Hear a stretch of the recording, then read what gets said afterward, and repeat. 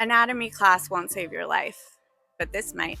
In the United States, pregnant women are more likely to be murdered than to die from pregnancy complications. Not hemorrhaging, not pre-eclampsia, not blood clots, murder. It is the second leading cause of death for pregnant women in this country. In 68% of those cases, the weapon is a firearm, and in most of them, the person holding the firearm is someone she knew, someone she may have loved. That's a public health crisis. And it starts, like most public health crises, with what we failed to teach. Here's what sex ed actually covers in most American classrooms: reproductive anatomy, the menstrual cycle, sometimes contraception.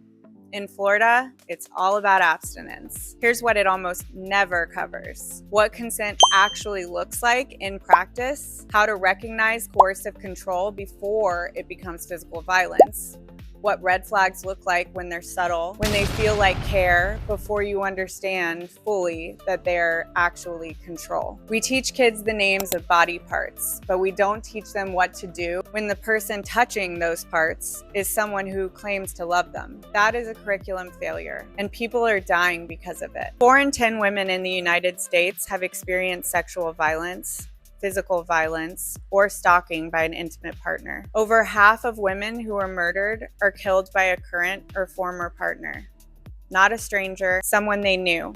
Only 1 in 4 physical assaults and 1 in 5 partner rapes are ever even reported to the police. That means the overwhelming majority of domestic violence happens in silence, because nobody taught them what the early warning signs would look like. Nobody taught them they had the right to leave, the imperative to leave. And if you think this doesn't affect your LGBTQ plus students, the data says otherwise. 54% of transgender and non-binary people experience intimate partner violence in their lifetimes. 48% of LGBTQ plus people who have been raped experience their first assault between the ages of 11 and 17. That's middle school, that's high school. That's the exact years that they're sitting in our classrooms while we teach them about reproductive systems. Domestic violence has dimensions. In LGBTQ plus relationships that almost nobody talks about, abusers will weaponize homophobia. They will threaten to out their partner or undermine their gender identity. They isolate them from the few safe people they may have. And when LGBTQ plus survivors try to get help, 44% are denied basic shelter services. The system wasn't built for them, which means our classrooms have to be. In the Catalyst Commons curriculum, we use a card sort activity involving green flags, yellow flags, and red flags. Students get scenarios, real ones, messy ones, the kinds that don't come with so obvious answers. Like, my partner checks my phone, but says it's because they love me and worry about me. My partner apologizes every time they yell and promises it won't happen again. My partner gets upset when I spend time with my friends without them. They have to sort them, discuss them, navigate the context, and figure out what's a green flag, what's worth paying attention to, and what's a pattern that has a name. Because the research is clear. People don't stay in dangerous relationships because they want to. They stay because nobody ever taught them what danger can look like when it's wearing the face of love. Florida sex ed standards emphasize abstinence. There is no state standard requiring students to learn what coercive control looks like. No mandate to teach green flags. No requirement to discuss why 1 in 4 assaults never gets reported. Abstinence education doesn't prevent domestic violence. It just makes sure that kids don't have the language to recognize it when it happens to them. I've been teaching middle and high school science in Florida for 12 years. The Healthy Relationships module of my sex ed curriculum is the piece I've spent the most time on.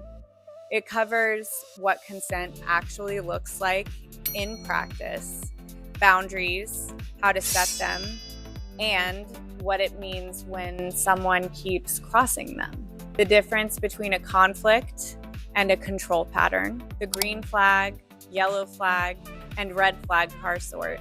The statistics, the resources, the language kids need to have, the conversations that could, in fact, save their lives. It is inclusive by design. It addresses LGBTQ+ relationship dynamics specifically because a curriculum that only teaches heterosexual relationship patterns leaves half the kids who need it without a map. This module launches as part of Catalyst Commons in September. It is the curriculum I wish every student in Florida, in the country, in the world had access to. Sex education that only teaches anatomy and physiology is not sex education.